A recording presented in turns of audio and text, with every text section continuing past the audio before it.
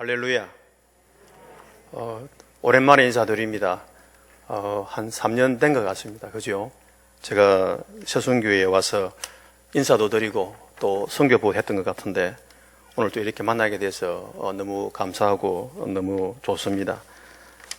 오늘 제가 아침에 와서 아침이 아니지요. 오후에 와가지고 우리 학신의 예배를 인도해 드렸습니다.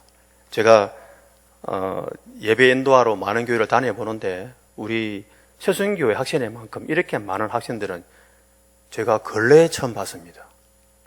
예, 얼마나 여러분들이 학생들을 위해서 기도해 주시고 또 얼마나 수고하신지를 제가 눈으로 친히 목도를 했습니다. 너무 고맙고 너무 감사합니다. 애 자란 게 어른이라지 않습니까? 그죠? 나중에 그 애들이 우리 서순교회 회장을 메꾸게 되고 또 일을 할 것인데 여러분 앞으로 더욱더 많은 관심을 가지시고 또 진정 그 애들이 하나님 중심, 성령 중심 교회 좀 살아갈 수 있도록 기도를 많이 해주시기를 부탁을 드립니다. 안 해도 뭐 잘 하시겠지만, 그죠? 예. 여러분 혹시 그 낭랑공주와 호동왕자 이야기 아십니까? 예.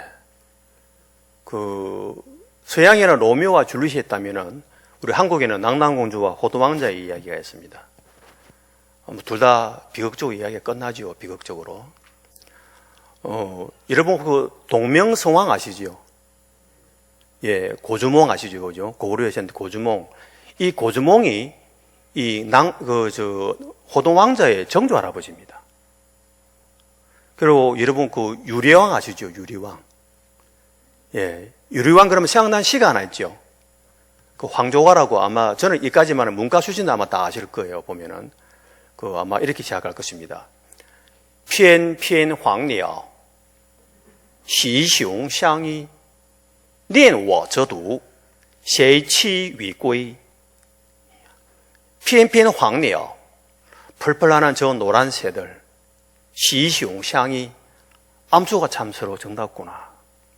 念我则独 이렇게 외로운 내 인의 몸은 谁期与归 누구와 함께 돌아갈까 하는 그런 아무도 모르십니까? 어쩌면 아는 것처럼 이 아주 유명한 시거든요. 이 시를 시은 이 제목이 황조가인데 이 시를 지은 사람이 유리왕입니다. 유리왕이 이 호동왕자의 할아버지입니다. 호동왕자의 아버지 이름이 대무신왕입니다. 고무신왕이 아니고 대무신왕인데 이 대무신왕의 꿈이 뭐냐면은 옛적의 그 고조선의 영토를 다시 회복하는 것이었습니다. 사실 고구려는 이 고조선의 정신을 이어받은 계승한 그런 나라거든요. 그래서 이 대무신 왕은 자기의 아들과 딸들을 그 주위의 부족국가의 그 왕자와 공주와 결혼시켜가지고 병합하는 그런 작전을 펴뜨렸습니다. 그러던 가운데 자기 아들 호동왕자를 그 낭랑국의 그 태수지요. 그 체리의 딸과 함께 결혼시킵니다. 바로 그 사람이 낭랑공주죠. 그런데 사실 결혼시킨 이유는 뭐냐면은 이 낭랑국을 잡아먹기 위해서였어요. 그런데 아무리 해도 이게 어렵거든요. 특히 그 당시에 낭랑국에는 아주 무슨 무기가 두 개 있었습니다. 하나는 자명고라는 북이 있었고 또 하나는 자명각이라는 나팔이 있어요. 나팔. 이 두 개는 만약에 적군이 쳐들어오면 저절로 북이 울리고 나팔이 부러지니까 이미 준비를 다 해가지고는 뭐 쳐들어가도 아무런 말 그대로 난공불락 요새가 되어버리는 거예요. 사실은 이 대무신 왕이 아들 호동왕자를 결혼시킨 이유가 이 자명고와 자명각을 없애라는 그런 임무를 줬는데 아무리 가도 이게 끝이 안 나거든요. 그래서 많은 스트레스를 줬습니다. 그래서 하루는 이 호동왕자가 퇴근해 집에 왔어요. 보니까 남편 얼굴이 말이 아니거든. 그래서 낭랑공주가 묻습니다. 당신 얼굴이 왜 그래요? 그럽니다. 아마 더러워서 공부 잘 못 해봤겠다는 거예요. 아버지가 자꾸 이렇게 스트레스를 주니까. 그래서 이 호동왕자가 묻습니다. 자야, 네 사랑하나? 그러니까 사랑한다고 하죠. 사랑하면 내일 친정 가가지고 그 북 다 잡아 째뿌라고. 나팔 다 뿔라뿌라 그러는 거예요. 근데 나라를 사랑하자니 남편이 울고 또 남편을 사랑하자니 나라는 매국하는 행동 아니겠습니까? 고민하다가 나중에 끝내 낭랑공주가 결정을 내리지요. 여보, 내가 가서 자명고하고 자명각 다 찢어버리고 부수를 테니까 3일 뒤에 쳐들어오라 그럽니다. 그래가지고 약속을 하고 3일 뒤에 돼가지고 드디어 이 호동 왕자가 딱 하니까 조용한 거예요. 성문도 열려있어요. 그래서 모든 우리 고구려 민족들은 다 돌진하라 하는 그 시기에 막 쳐들어갈 그때에 저 멀리 유대 땅에 우리 예수님께서는 제자들과 함께 이 갈릴리 호수를 건너고 계셨습니다. 이 포인트를 잘 이해해야 됩니다. 호도왕자 그 시대가 우리 예수님 시대거든요. 다 매칭이 됩니다. 역사적으로 매칭이 됩니다. 제가 왜 이 말씀 드렸냐면은 오후 예배쯤 되면 좀 많이 주무시더라고요. 그래서 제가 조금 잠도 깨울 거면서 또 이게 전혀 틀린 말은 아니니까 제가 말씀을 드린 겁니다. 많은 사람들이 우리에게 묻습니다. 예수님이 누구신가라고 물을 때 우리는 쉽게 이야기를 합니다. 예수님은 하나님의 아들이시고 우리의 구주시라고 우리가 말할 수가 있습니다. 그런데 하신 일이 뭐냐 턱 물으면은 너무 많다 보니까 우리가 쉽게 답변을 할 수가 없습니다. 예수님이 하신 일을 갖다가 성경에서 마태복음 4장 23절에 밑줄을 쫙 꺼서 설명하는데 그것이 동사가 4개 나옵니다. 거기에 보면 첫째는 다니시고라는 그런 말 나와요. 다닌다는 말. 두 번째는 가르치시고, 세 번째는 전파하시고, 네 번째는 고치시고란 말 나와요. 자, 우리 주 하신 일이 뭐냐? 첫 번째는 다녔습니다. 온 유대랑을 그냥 다니시는 거예요. 우리 예수님은 참 부지런했어요. 한 권자리에 앉았질 못했습니다. 아마 공부를 하면 공부 못했을 것 같아 보니까. 막 돌아다니신다고. 온 유대를 돌아다니셨거든요. 그러면서 뭐 했습니까? 각 해당에 들어가가지고는 말씀을 가르쳤습니다. 그 당시에는 토라지요, 모세오경과 시편, 율법서를 가르친 것이지요. 어떤 때는 비밀리에 우리만 알 수 있도록 비유를 통해가지고 쉽게 설명해 주시고, 어렵게 설명해가지고 믿지 못한 사람들이 들어서 이해 못하도록 일부러 그렇게 말했다는 사실이죠. 예수님은 위대한 교사였습니다.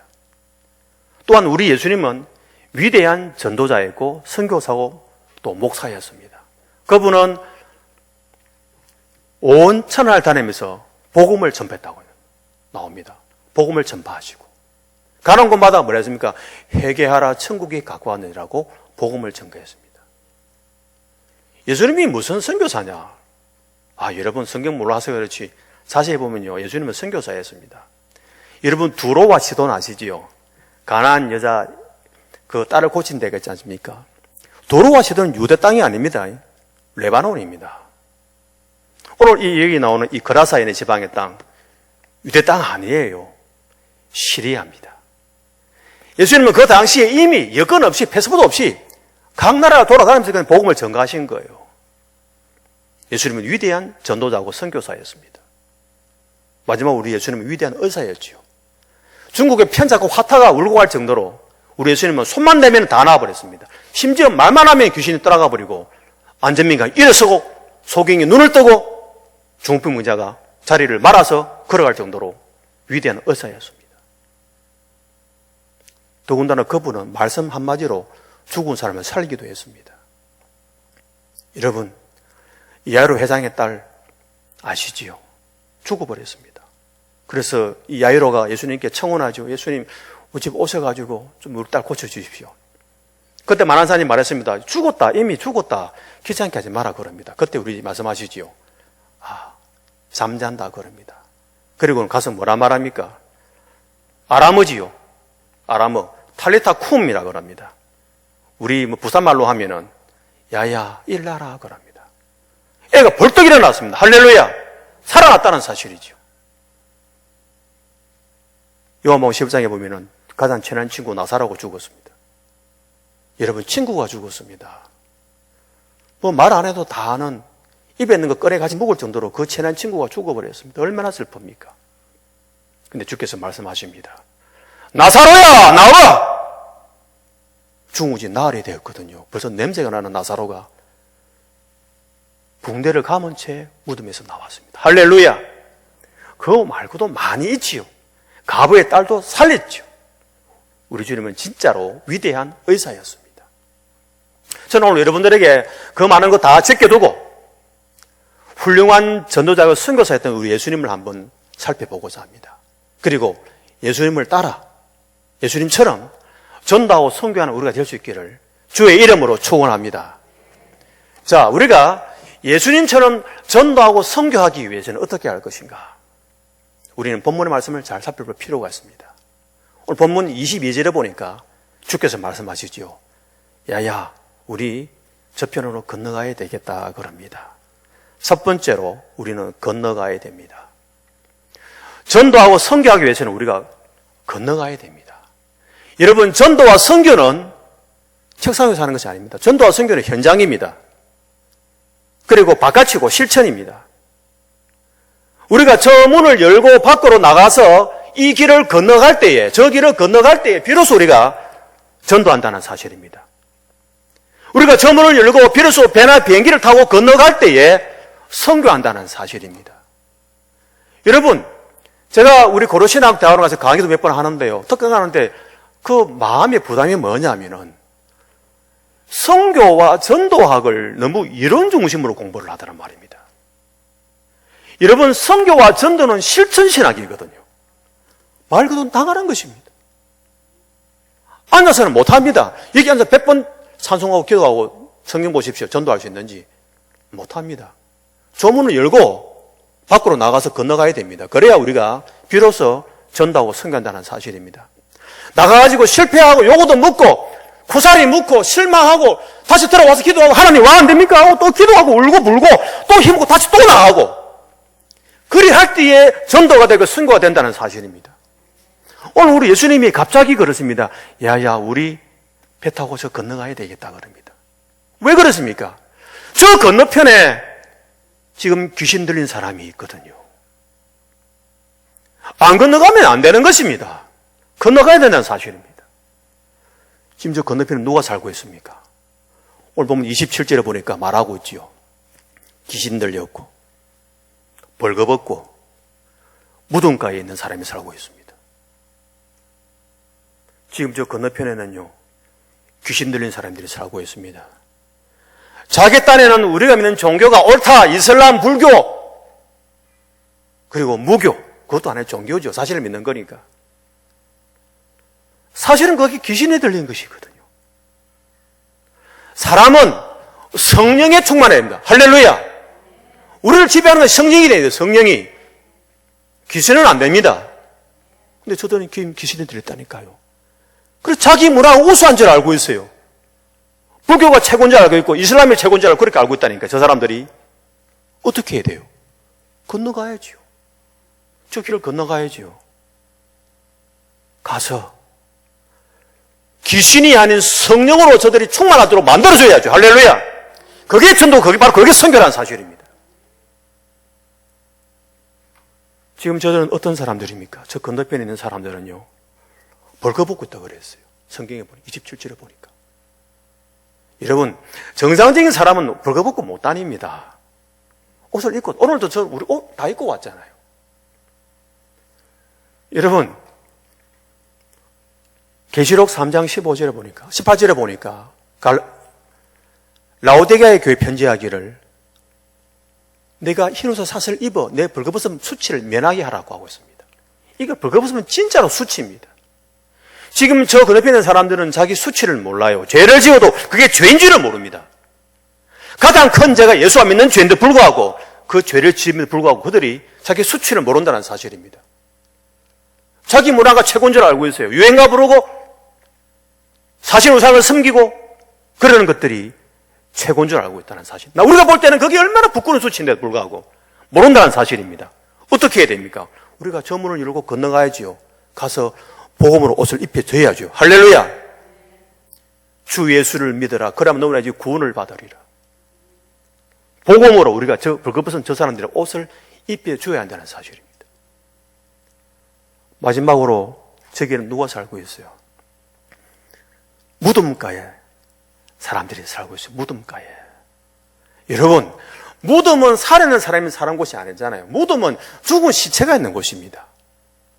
지금 저들은요, 저렇게 휘가 번쩍하고 불 많이 피워놓고 오색 찬란한 저 조명빛 아래 살면서 자기들은 실상 저곳이 무덤이라는 사실을 모른다는 사실입니다. 여러분, 무덤가에는 살아있는 사람이 가면 안 돼요. 그게 죽은 사람만 가는 곳입니다. 어떻게 해야 됩니까? 우리가 꺼잡아내야지요. 그리고 이 마을로 데리고 와야지요. 어떻게? 저 문을 열고 밖에 나와가지고 길을 건너가야 됩니다. 건너갈 때에 우리는 비로소 전도할 수 있고 선교한다는 사실입니다. 제가 한국에 와서 선교지를 못 나간 지가 지금 거의 만 2년이 됐습니다. 너무 답답했어요. 교회에 미안하기도 하고. 그래가지고 할 수 없이 제가 한 7, 8개월 전부터 부모방 전도라는 그 전도 방법을 깨닫고는 그걸 배워가지고 전도를 하기 시작했습니다. 다마스석이 대낮에 다마스에다가 부부방 기계를 싣고 전국을 서울, 부산, 대구, 광주 다니면서 제가 전도를 하고 있습니다. 근데 제가 목사님께 전화를 드려요. 목사님, 제가 다음 주에 가서 전도도 되겠습니까? 다른 거 필요 없고 그냥 주부만 준비해 주십시오. 그러면은 안타까운 일은 10명 중에 7명은 이런 말을 합니다. 아이고, 선교사님, 부부방과 전도가 되겠습니까? 지금 코로나 시국인데 전도가 되겠습니까? 다음에 합시다. 제가 그 말을 들으면 얼마나 마음이 아픈지 몰라요. 여러분, 코로나 시국이라고 전도 안 합니까? 예? 코로나 시국이라고 선교 안 합니까? 아니, 전도와 선교에 코로나 병들이 왔다도 도망갈 것입니다. 할렐루야! 여러분, 하려고 하는 사람은요, 악한 환경 속에서 방법을 찾고요. 하기 싫은 사람은요, 아무리 환경이 좋아도 핑계를 찾습니다. 저 건너가야 되는데, 우리가 건너가서 저 사람도 구해내야 되는데, 건너가기를 싫어한다는 사실이죠. 여러분, 우리 예수님은 오늘 말씀하십니다. 야야, 우리 건너가자. 최순교회 모든 성도님들은 저 문을 열고 건너가서 예수님처럼 전도하고 선교하기를 주의 이름으로 축원합니다. 두 번째 우리가 전도하고 선교하기 위해서는 마귀의 방해를 이겨내야 됩니다. 이거 진짜 중요하거든요. 여러분, 이 전도와 선교는 영적 전쟁입니다. 아주 치열한 영적 전쟁입니다. 내가 안 죽이면 내가 죽는 전쟁. 전쟁에는 2등이 없거든요. 여러분, 전쟁에 2등이 있습니까? 없습니다. 전쟁은 1등밖에 없어요. 영적 전쟁, 이 전도와 선교회는 승리 아니면 패배입니다. 오늘 우리 예수님 제자들에게 말을 했어요. 우리 건너가야 되겠다. 그래서 배를 타고 건너갑니다. 그런데 23절에 보니까 갑자기 광풍이 불어오기 시작해요. 광풍이. 여러분, 베드로, 요한, 야고보, 안드레, 빌립 요 5명 제자 특징이 뭔지 압니까? 베드로, 요한, 야고보, 안드레, 빌립 요 사람의 직업이 어부. 이 5명은요, 적어도 그 당시에 30년을 갈릴리 호수에서 잔뼈를 굽은 사람들입니다. 이 사람들은 금방 압니다. 오늘 배를 띄워야 되겠다.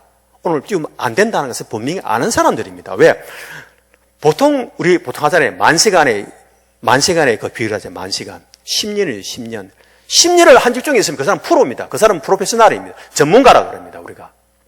그러면 30년을 바닷가에서 배 띄운 사람이라 그러면은 오늘 비 온다는 거, 바람 분다는 거 모르겠어요? 당연히 알지요. 근데 성경에 보니까 이 5명이 반대를 전혀 안 했습니다. 뭐냐면은 결론적으로 그 나라는 날씨가 정상이라는 사실이죠. 때문에 예수님이 배를 띄웠습니다. 가다 보니까 갑자기 광풍이 불어나기 시작합니다. 광풍. 말 그대로 미친 바람이지요. 여러분, 이 바람이 그냥 우연히 불어온 그런 바람일까요? 아닙니다. 마귀가 일으킨 바람이지요. 예수님의 무리들이 건너가지 못하도록 방해하는 것이죠. 나중에 예수님이 건너갈 때에 끝절입니다. 30절이죠. 그지요? 예수님이 먼저 그에게 축사를 하고 묻습니다. 네 이름이 뭐냐라고 묻습니다. 그때 이 사람이 말하지요. 나는 군대입니다. 군대. 근데 이 군대라는 말이 조금 애매한데 헬라어 원어에 보니까 레기온으로 나옵니다. 이 레기온은 로마의 1개 군단 병력입니다. 숫자가 6,000명입니다. 지금 이 사람 몸에 귀신이 몇 마리가 있다고요? 6,000마리, 6,000마리. 자, 귀신은 마귀의 종입니다. 그죠? 그럼 예수님 지나가면은 이 게임이 끝이야. 그죠? 자기 부하 6,000명이 다 죽어버리는 거예요. 그런데 어느 정상적인 마귀가 열중셔 해가지고 예수님, 예, 지나가이소 하겠습니까? 정상적이라면 막아야지요. 막아야지요. 못 가도록 막아야지요. 겁을 줘야지요. 그래서 23절에 보니까 갑자기 광풍이 확 일어나는 거예요. 이상하게 잠잠하던 교회가 전도하자 그러면 서로 싸웁니다. 선교자 그러면 또 말이 막 나와요. 여러분 왜 그럴까요? 마귀가 제일 싫어하는 게 전도하고 선교하는 것이에요. 왜? 자기 밥그릇 뺏기는 싸움이니까. 공정부세 잡은 이 사람, 이 존재들이 예수님 오실 때까지는 최소한 뺏어 먹어야 되니까, 이것을 점령해야 되니까, 영토가 빼앗기는 것을 그들이 가장 두려워한다는 사실이죠. 그래서 전도하자 그러면은, 선교하자 그러면은, 교회에 말이 막 나옵니다. 여러분, 제가 붕어빵을 털을 싣고 전도를 하러 서울도 가고, 광주도 가고, 대구도 가고, 부산은 뭐 말도 뭐 없고, 거제도도 가고 다 가는데요. 갈 때마다 좋은 날씨 못 봤습니다. 비가 오든지, 되게 춥든지. 더군다나 차가 다 맞서잖아요. 속도가 90km가 리미트입니다. 저거 타고 서울 가면 7시간, 9시간 걸립니다. 허리가 아파요. 저게 벤이니까 의자가 넘어가지 않아요. 더 이상 넘어가지 않아요. 그럼 제 속으로도 그래요. 아, 이거 막 오늘 그냥 전도하지 가지 말까? 항상 마귀는 그렇게 시험을 줍니다, 우리한테. 가장 약한 부분들 딱 걸고 나와서는. 제가 거제도에 우리 장로님들하고 같이 뻥국빵을 꿇고 전도를 하기 시작했어요. 거제도가 보면 미신이 너무 많잖아요. 배 타는 사람들이 많아가지고. 근데 하루는 전도하러 빵을 갖다 100개를 굽어가지고 방울에 담아가지고 들고 탁 나가는데 보니까 여러분 풍선 달아놓은 집 보이죠? 대나무 꽂아놔놓고 왜 그 전바치들 무당들 집이 있지 않습니까? 그게 제 눈에 탁 들어오는 거예요. 자꾸 제 마음속에 가서 전도해라는 말이 자꾸 마음에 걸리는 거예요. 자꾸는 부담이 생기는 거예요. 제가 생각해도 저런 집에는 내가 한다고 하면 아무도 안 들어갈 것 같아, 전도하러. 혹시나 누가 합니까? 저 사람도 잃어버린 주의 이야기를 누가 합니까? 그래서 제가 그랬어요. 장로님, 우리 저 집에 한번 들어가보자 그래요. 장로님이 화를 떼는 거예요. 목사는 뭘 합니까? 지금 저 집은 전바지 집이 무당집인데. 그래서 내가 혹시 아나 하나님께서 전도하게 할지. 자꾸 부담이 생기니까. 그리고 제가 그 집에 문을 똑똑하고 열고 들어갔어요. 딱 들어가니까 그 아침에 한다는 말이 무당이죠. 한다는 말이 아이고 앉아오나 이라는 거예요. 그리고 우리는 거기 예약하고 들어간 거 아니에요. 그냥 길 가다가 진짜 우연히 그냥 제가 그걸 보고 들어간 거예요. 근데 무당이 그럽디다. 아이고 앉아오나 그러는 거예요. 근데 깜짝 놀래가 물었어요. 네 아세요? 그때 옷이 우리는 티입니다. 그냥 티. 이런 옷도 아니고 그냥 티. 여름에 빵 굽다 보면 땀 흘려가고 엉망진창 되고 앞치마 하나 입고 티, 여름 티, 반팔 티예요. 그거는 목사고 뭐 아무도 몰라요. 그냥 그런 사람이지. 딱 그러더라고. 목사하고 장로 아이가 그러는 거예요. 깜짝 놀랐습니다, 저는. 그리고 내가 그래, 어떻게 하냐니까 오늘 아침에 우리 시주가 그렇게 이야기 하더라는 거야. 오늘 오후에 목사하고 장로 올 건데 절대로 붕빵 먹지 말라고. 그런 이야기를 했대요, 자기한테. 여러분, 귀신이 그렇게 똑똑합니다. 똑똑해요, 그렇게. 그렇다고 제가 기죽을 사람입니까? 딱 차를 차고 앉아가지고, 아침에 일로 와봐라. 요거 붕어빵은 손님 왔으니까 먹어봐라. 괜찮다고. 내가 먹으면서 기도했지요. 기도 많이 했습니다. 왜냐하면 이 영적 싸움에는 기도 안 하면 바로 패배거든요. 내가 바로 져버린 말이 딱 입이 딱 굳어버립니다. 말이 안 납니다. 근데 기도를 하고 들어가면은 우리 예수님이 다 준비를 해놨어요. 사랑하는 성도 여러분, 전도하고 선교하려고 하면 꼭 마귀가 방해를 합니다.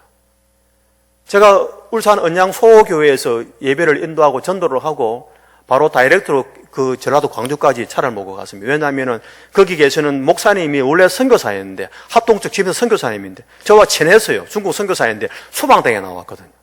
그래서 가보사장, 호래비 사장 가보고 한다고 저도 소방당에 나왔으니까 제가 그 교회에 갔어요. 그 교회가 목사님이 딱 성도가 4명이에요. 목사님, 사모님, 딸 둘이 4명이에요. 그 6층에서 예배당을 개척해놓고 기도를 하는데 목이 다 쉬었더라고. 하나님께 얼마나 기도했으면 목이 다 쉬었더라고. 그런데 그날 비가 엄청나게 오는 거예요. 엄청나게. 꼭 전도하려고 그러면 비가 그냥 뭐 내리는 비도 아니에요. 엄청나게 비 와요. 그래가지고 저는 그랬어요. 아이고 비 오나? 하나님 감사합니다. 비 오면 춥잖아요. 그럼 부부방 더 좋아할 거 아니겠습니까? 그래가지고 저 신발 상가하고 장화를 사가고 장화 신고 비 오다는 비닐로 덮으시고 구워가지고 그날 하루 종일 전도했습니다. 가서 하나님 여기 복음의 숲교회 새로 왔는데 성도 너무너무 좋습니다. 한번 와서 한번 예배 한번 드려. 봉사에 너무너무 좋아요. 선교사 출신인데 너무 설교 잘합니다 하고 그 마을 전체를 강주 시내를 다 돌아다녔습니다. 아침 7시 반에 시작했거든요. 마치니까 저녁 5시 반 다 돼가더라고요. 그날 빵을 몇 개 굽은지 몰라요. 그 다음날도 비가 또 계속 오는 거예요. 또 전도했지. 기도하고 전도했어요.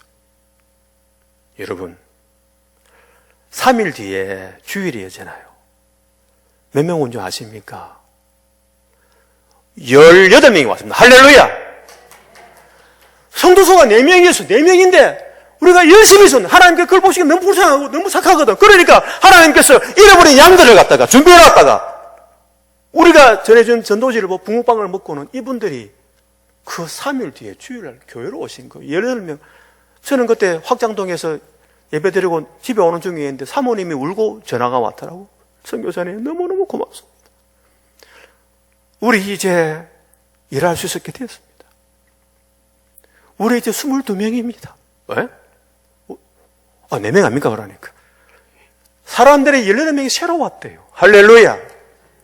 만약 그때 만약 제가 그 피를 갖다가 무섭고 가기 싫어가지고 강주 안 갔다 그러면은 주님의 잃어버린 양들 18명이 지금 지옥교로 가고 안 있겠습니까, 여러분?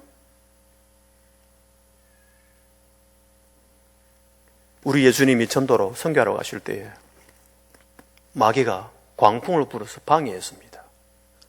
전도하고 선교할 때 가장 중요한 것, 기도 열심히 하시고 마귀의 방해를 이겨내시기를 바랍니다.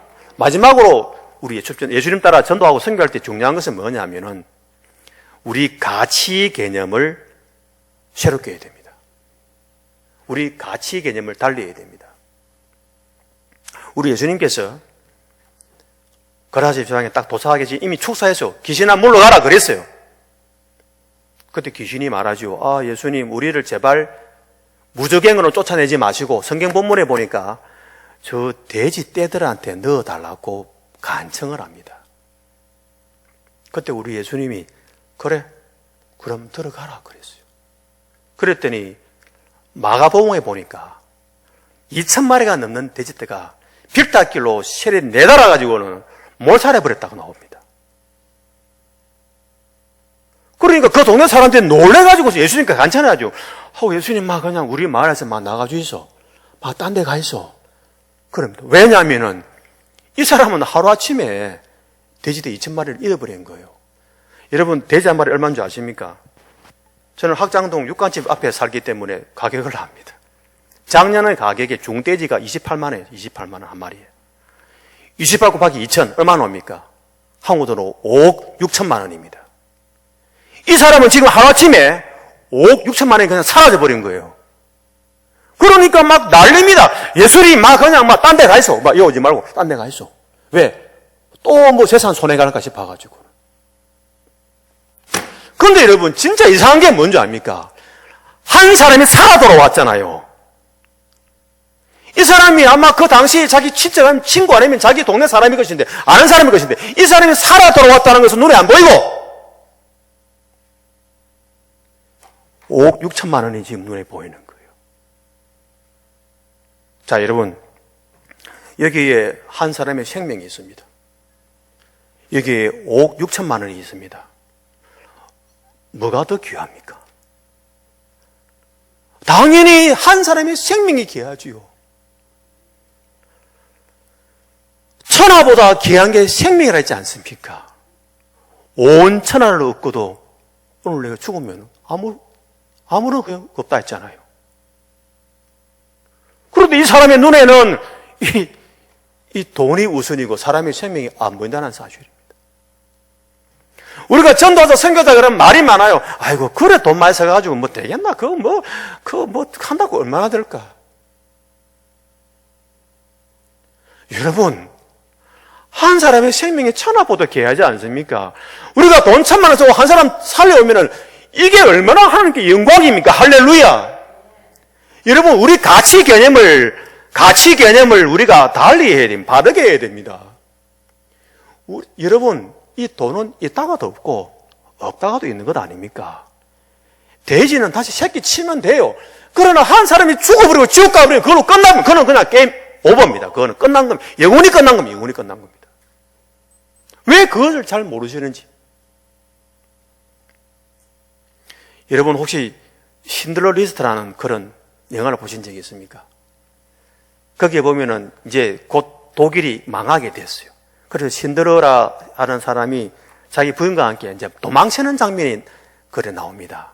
거기 보면은 이 랍비가 요런 링 반지 하나를 만들어 가지고서는 신들러한테 이 선물을 줍니다. 그때 요 안에 글이 쓰여 있어요. 물론 탈무드에 나오는 글인데, 한 사람을 구한 자는 천하를 구한 것이다. 선물로 줍니다. 여러분, 한 생명을 구한 것은요, 천하를 구한 겁니다. 천하를 구한 겁니다. 천하를 주고도 구할 우리가 이 바꿀 수가 없어요. 그게 사람의 생명입니다. 제가 하루는 농촌 지역에 가서 복음을 전가하는데요. 집에 딱 들어가니까 할머니 한 분이 병색이 너무너무 깊은 거예요. 딱 보니까 이 표가 하나, 사실 목사도 사람 상대하는 직업 아닙니까? 보니까 얼마 안 남았다는 게 표가 나더라고요. 그래 제가 할머니 병 깊으시네요. 그래 우리 어머니 무슨 병이 갔길래 신부전증 이게 무슨 암이라 뭐 그러더라고요. 너무 오래됐다 하더라고요. 그래서 제가 그날 꾸었던 붕어빵을 갖다가 3개를 드리면 하나 우리 예수님께서 주신 겁니다. 이거 먹고 힘내시고 제가 기도해도 될까요? 하니까 전에 어떤 목사가 와서 설교함했다는 거예요. 자기 집에 와서. 근데 이해를 못하게. 그래서 제가 잘 돼서 봐가지고 그러는 책 알잖아요. 예, 황금채가 바람. 그리고 제가 그걸로 막 설명하고 전도를 했어요. 할머니가 하시는 말씀이 아이고 이제 확실히 알겠다는 거예요. 그래서 제가 바로 영접기도를 시켰지요. 그리고 아멘 하고 손잡고 기도하고 이제 그 교회 소개시켜 주려고 교회로 또 가서 이야기하고 그래서 저는 부산에 다시 왔어요. 근데 그 다음날 밀양성결교회 신애경, 제가 이름 확실히 밝힙니다. 밀양성결교회 할 밖에 없어요. 밀양성결교회 신애경 권사님이 제 개인적으로 아는 누나 같은, 그냥 애접생활 할 때부터 알던 누나였어요. 이 권사님이 전화가 온 거예요. 부고해가지고 엄마 죽었다고. 그래서 제가 그날 보니까 바쁜 것 같아서 그날 바로 받자마자 제가 밀양에 내가 갔습니다. 또 장례식장 더 가는데 그 영정사진이 있잖아요. 보니까 어디서 많이 빼신 분이라 내 얼굴이 되게 익어요. 영정사진이. 어디서 뺐더라 하는데 저거 이제 와서 이제 맞추고 나서 우리가 이제 뭡니까 육개장 먹잖아요. 또 먹는데 권사님이 와서 우는 거야. 손을 잡고. 아이고 목사님 너무 고맙습니다. 어저께 우리 집에 오셔가지고 우리 엄마 전도하시고 어제 그분이 이 권사님 어머니였던 거예요. 저는 전혀 몰랐거든요. 이분이 예수님 믿고 영접했기 때문에 오빠가 불교 신자고 동생이 불교 신자에 불구하고 그 어머님의 장례식을 기독교적으로 하게 되었습니다. 할렐루야. 제가 만약 그날 그 집에 안 갔더라면은 사람이 이런 장담 못하는. 물론 하나님께서는 웬만하면 진짜 구원시켜 주시겠지. 하나님 웬만하면 구원시켜 주시고 지옥 안 그럴까? 그래, 하지만 확실하게 영접하고 이제 돌아가셨으니까 얼마나 이게 귀합니까, 여러분? 한 생명이 귀한 거예요. 한 생명이 천억보다 귀하잖아요. 우리는 우리의 가치 개념을 우리는 달래야 됩니다. 저는 초짜 아닙니까? 부부만 꽂다 보니까 손가락 다 되었어요. 물집 다 생겼어요. 근데 우리 예수님은 우리 살리시려고 십자가 못 박혀 돌아가셨는데 손가락 물집이 이게 중요합니까? 그냥 전도하는 거지요. 받은 소명이니까 감사한 마음으로 수동드는 것이지요. 우리는 우리 가치 개념을 달려야 됩니다. 그런데 우리가 왜 전도하고 선교해야 되는 그 이유가 뭐냐면 가장 큰 이유는 다른 것 다 잊어먹고요. 예수님의 재림을 앞당길 수 있는 유일한 방법입니다. 우리 주님 언제 올지 모르잖아요. 물론 곧 오시겠지만은 계시록 22장 20절 곧 오시겠지만은 우리는 언제 오는지 모르잖아요. 근데 그날은 우리가 앞당길 수 있다니까요. 우리 힘으로. 마태복음 24장 14절에 뭐가 나온 줄 아십니까? 주께서 말씀하시기를 천국 복음이 모든 민족에게 전거되기 위하여 온 세상에 전파되리니 그제야 끝이 오리라. 할렐루야. 우리가 전도하고 선교하잖아요. 그러면 온 세상에 주의 복음이 전파되잖아요. 그럼 주님 오신다니까요. 우리 더 이상 아플 필요 없어요. 코로나19 우리 당할 필요가 없어요. 고생 수고 다 사라집니다. 주님 오시면 끝나는 것입니다. 주님의 재림을 앞당기기 위해서 우리가 열심히 전도하고 선교한다는 사실입니다. 여러분, 이 삶이, 이 육신의 삶이 좋습니까? 아니, 어떤 바보가 버스 정류장에다가 집을 짓습니까? 예? 종점에서 버스 내리고 집을 지어야지요. 이 세상은 우리가 그냥 지나가는 그냥 스테이션이에요. 그냥 정류장. 우리의 보장은 저 천국에 있습니다. 우리 주 천국에 집을 지어요. 주님이 이미 예외하신 집이 있단 말이에요. 그런데 왜 자꾸 이 세상을 사랑하고 이 세상에다가 소망 두고 이 세상에다가 왜 집을 지으려고 하고 있습니까? 우리가 전도하고 우리가 열심히 선교해야 주님 오신다니까요. 여러분, 혹시 암살이라는 영화를 본 적이 있습니까? 암살. 거기 보면은 염석진이라는 사람이 나와요. 이 사람은 원래 아주 훌륭한 독립군이었습니다. 그런데 일정 치하가 길어지는 게 이 사람이 실망을 하고 변절을 하게 합니다. 변절해 버리는 것. 그래서 나중에는 겁게 안 하고 독립군들을 갖다가 잡아내서 죽이는 일본 순사가 되어버려요. 그런데 1945년 8월 15일 해방이 되어버리고 말았습니다. 이때부터 이 염석진은 막 도망다니는 거예요. 그러다가 독립군에게 잡히게 돼요. 결국 총 맞고 죽지요. 죽을 때에 독립군이 묻습니다. 야, 너 그때 왜 우리 배신해서? 그때 염석진이 말을 합니다. 아, 나는 해방될 줄 몰랐다.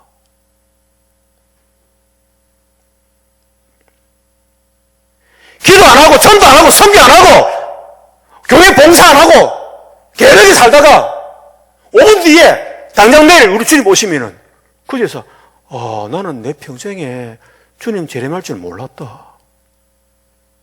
이미 늦었습니다.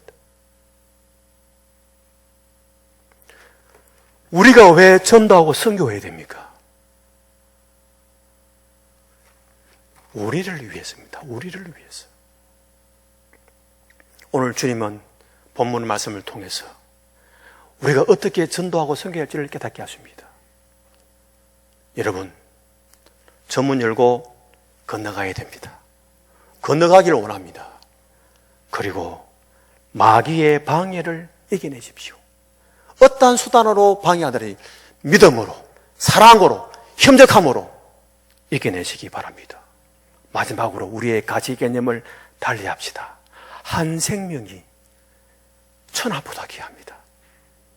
기도하겠습니다.